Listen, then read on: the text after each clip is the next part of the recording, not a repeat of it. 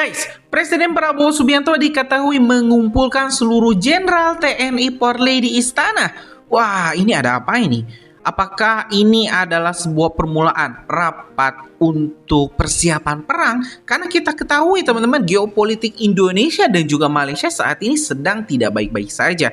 Di mana Dewan Perwakilan Rakyat Malaysia ini mendesak PM Anwar Ibrahim untuk bisa kembali menguasai Blok Ambalat atau ya Laut Sulawesi. Padahal itu sudah menjadi bagian dari Indonesia sejak Indonesia berdiri. Nah, bahkan teman-teman ini Dewan DPR-nya Malaysia itu sampai mendesak untuk Malaysia menggunakan kekuatan militer. Ya, alhasil ini PM Malaysia Anwar Ibrahim membuka dua opsi, yaitu perundingan atau berperang. Nah, jadi ada sebagian pengamat yang menyebut bahwa Presiden Prabowo Subianto sudah membaca hal ini. Karena itu Pak Prabowo mengumpulkan para jenderalnya di istana tepatnya pada kemarin teman-teman tanggal 9 Februari 2026 untuk ya menyamakan visi, misi, dan juga pengkondisian kalau sewaktu-waktu dibutuhkan para jenderal ya harus siap akan terjadinya konflik atau ya mungkin eskalasi perperangan yang lebih besar. Nah, hari ini teman-teman kita bakal tengok dulu seperti apa arahannya. Apakah benar ini adalah salah satu langkah pengamanan dari Presiden Prabowo Subianto agar ya kalau misalnya meletusnya perang seperti apa yang dikatakan oleh Pak Prabowo, kita cinta damai, tapi kita harus siap berperang. Karena itu teman-teman, kalau misalnya Indonesia ingin tetap berdaulat, maka kita harus punya kekuatan militer, kita harus bisa mandiri dalam pertahanan. Oke teman-teman, tanpa panjang lebar, kita langsung saja simak informasi selengkapnya. Baik, terima kasih pada teman-teman media semuanya. Jadi hari ini Bapak Presiden kesempatan memberikan pengarahan dalam forum rapat pimpinan TNI dan Polri.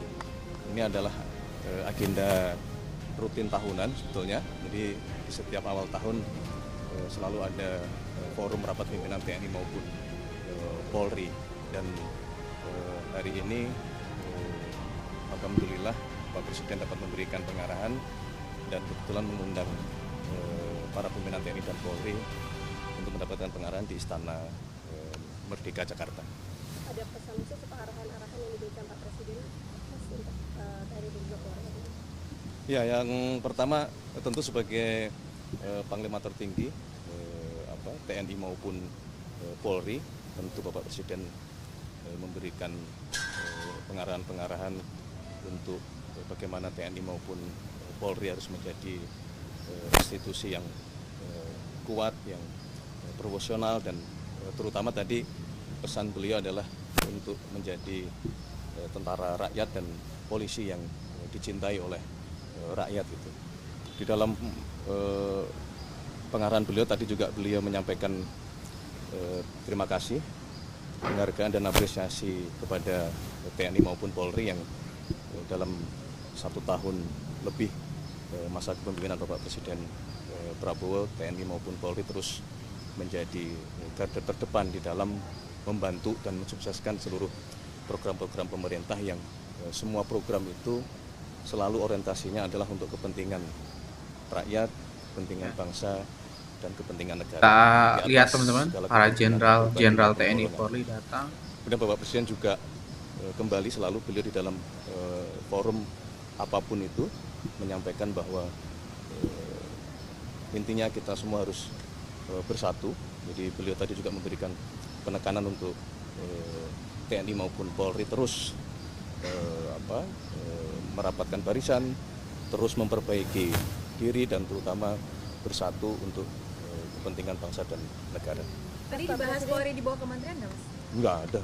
Mas juga tadi katanya akan memberikan reward ya, Mas, kepada Polri atau TNI yang memberikan dedikasi kemarin, apalagi di saat ini. Iya, Bapak Presiden memang secara khusus tadi juga menyampaikan bahwa meminta kepada pimpinan TNI maupun Polri untuk tidak ragu-ragu, kemudian juga tidak segan-segan untuk memberikan penghargaan kepada anggota TNI maupun anggota Polri yang telah menunjukkan dharma baktinya kepada bangsa dan negara, telah menunjukkan dedikasinya telah menunjukkan pengabdiannya dalam berbagai bentuk penghargaan tersebut, misalnya dalam hal bentuk kenaikan pangkat ataupun kesempatan untuk mendapatkan kesempatan melaksanakan pendidikan yang lebih tinggi lagi.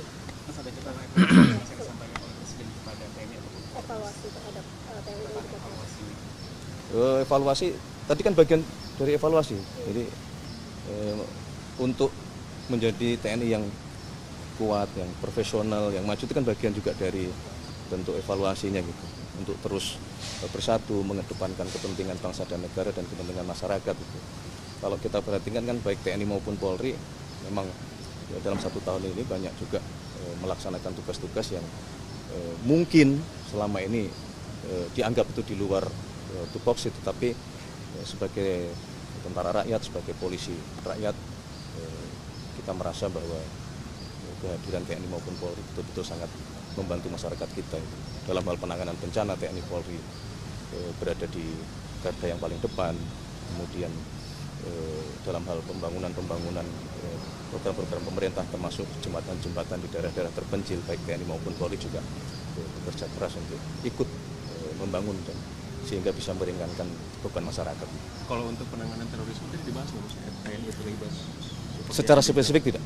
Kalau jelang Ramadan Perpresnya itu sudah ditandatangani atau belum sih? Perpres pelibatan TNI dalam penanggulangan terorisme. Di luar pembahasan Rapim tadi. Mas bahas juga nggak sih Mas jelang Ramadan kelompok hari ini juga Mas dari TNI Polri itu tadi sama Secara spesifik arahan dari Bapak Presiden memang di dalam forum tadi tidak secara eksplisit beliau sampaikan, tetapi dalam berbagai forum kami di lintas kementerian dalam rangka persiapan bulan suci Ramadan dan persiapan Lebaran, kami terus berkoordinasi dan baik TNI maupun Polri selalu hadir karena bagaimanapun juga saling berkaitan ya. Misalnya dalam hal penanganan kelancaran lalu lintas, di situ juga menjadi domain, menjadi tugas teman-teman dari kepolisian.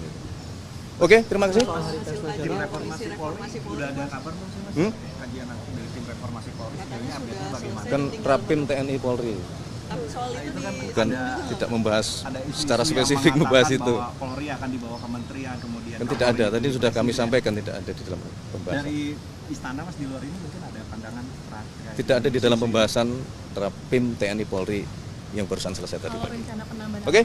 Mas, soal hari pers nasional Mas sudah juga sih. hari ini kan Tentu kami mewakili Presiden, mewakili pemerintah mengucapkan selamat Hari Pers Nasional dengan harapan dan doa supaya pers kita terus menjadi pers yang maju, yang bertanggung jawab, yang semakin profesional dan bersama-sama mari kita menjadi pilar demi kemajuan bangsa dan negara yang kita cintai. Terima kasih kepada seluruh insan pers yang selama ini telah tentu bekerja keras luar biasa di dalam menyampaikan segala sesuatu, keberhasilan maupun permasalahan-permasalahan yang terjadi di masyarakat. Dan mari kita memiliki tanggung jawab yang sama untuk menghindarkan diri dari adanya hoaks, adanya disinformasi, adanya pemberitaan-pemberitaan yang tidak bertanggung jawab yang dapat merusak sendi-sendi kehidupan bangsa kita. Terima kasih. Terima kasih. Mas, soal OJK Mas itu juga. Hah? yang di luar Rapim boleh. Di luar Rapim. Nah, nanti dulu lah kalau di luar Rapim. Di luar Rapim. Apa di luar Rapim? Itu aja tadi Mas soal progresnya gimana perpres pelibatan TNI dalam penanggulangan terorisme Mas. Sedang dibicarakan. Masih dalam dibicarakan Iya, itu gimana sih? didiskusikan. Mas? Kira-kira rancangannya aturan mainnya supaya tidak keluar dari tugas pokok TNI itu gimana ya? Ya justru di situ semua saling dilihat kan yang menjadi tugas pokok, kemudian juga dilihat satu skala, yang kedua memang mau tidak mau kita menyadari bahwa segala sesuatu berkembang, termasuk dalam hal dunia terorisme itu juga berkembang. Nah disitulah kemudian dibutuhkan aturan-aturan dan dibutuhkan penanganan-penanganan yang dapat mengantisipasi perkembangan-perkembangan tersebut. Gitu. Tapi kalau pertimbangannya mengapa diatur dalam perpres tidak di UU TNI itu seperti apa Mas? Ya ini kan masalah teknis ya, karena misalnya Undang-Undang TNI kan sudah disahkan ya kan, sudah direvisi. Nah, kemudian kita melihat bahwa untuk mempercepat proses gitu, ini masalah kebutuhan aja. Dari kebutuhan barangkali kita akan mengaturnya tidak dimasukkan di dalam undang-undang. Berarti ada target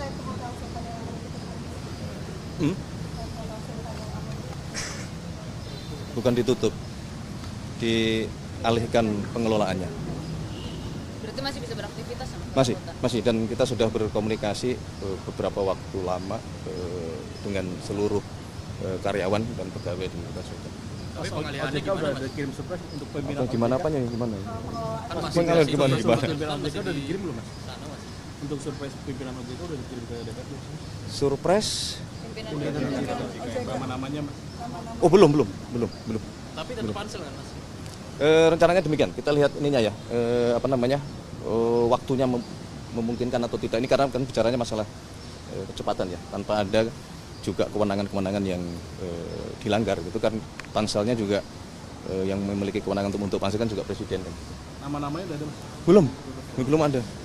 Ini kan lembaga rating bilang bahwa pemerintah mungkin harus menjaga belanjanya supaya tidak melanggar defisit fiskal gitu, jadi investor juga jadi kembali. Kalau dari pemerintah apakah akan merubah strategi fiskalnya mungkin jadi lebih efisien atau mungkin belanjanya dikurangi gitu, Pak? Ada? Enggak, kan selama ini juga tidak ada yang dilanggar. Batasan defisit juga masih terjaga.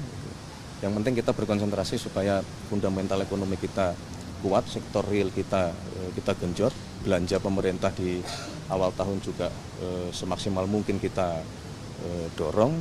Jadi kita optimis aja dengan pengelolaan kita. Mengatasi mungkin kekhawatiran para investor dan lembaga rating itu gimana, Mas Pras? Apakah lewat komunikasi aja gitu dengan mereka bahwa kita fundamentalnya baik atau? Oh iya. Komunikasi terus dilaksanakan ya, selain apa yang tadi sudah saya sampaikan kan gitu. Kalau masalah berkomunikasi dengan teman-teman terus dilakukan oleh pemerintah. Ya, teman-teman, barusan sudah kita simak ya informasi-informasi di mana ya Pak Prabowo mengumpulkan para jenderal TNI Polri di istana. Tentu ini adalah salah satu langkah preventif atau pencegahan kemungkinan hal-hal terburuk kalau misalnya ya Malaysia jadi melakukan invasi atau ya menggunakan kekerasan, menggunakan militer untuk menguasai blok sengketa yaitu blok Ambalat. Kalau misalnya mereka yang menggunakan kekerasan, menggunakan militer, maka TNI ya juga harus melakukan hal yang sama. Jangan sampai kita mengalah. Jangan sampai kita mau berunding kalau misalnya mereka duluan yang menyerang kita. Tapi yang jelas Pak Prabowo seperti apa yang dikatakan Pak Prabowo, teman-teman, sekali lagi Indonesia itu ingin damai. Indonesia tidak mau berperang, tidak mau menyerang, tapi kalau ada yang menyerang kami akan melawan. Ya, seperti itulah mungkin teman-teman arahan dari Presiden Prabowo Subianto hari ini. Gimana menurut kalian teman-teman, setuju nggak dengan arahan Pak Prabowo? Kalau punya pendapat lain, coba tulis di kolom komentar, kita bakal diskusikan biasa. Ya, teman-teman, terima kasih. Lanjut di video selanjutnya. Assalamualaikum warahmatullahi wabarakatuh.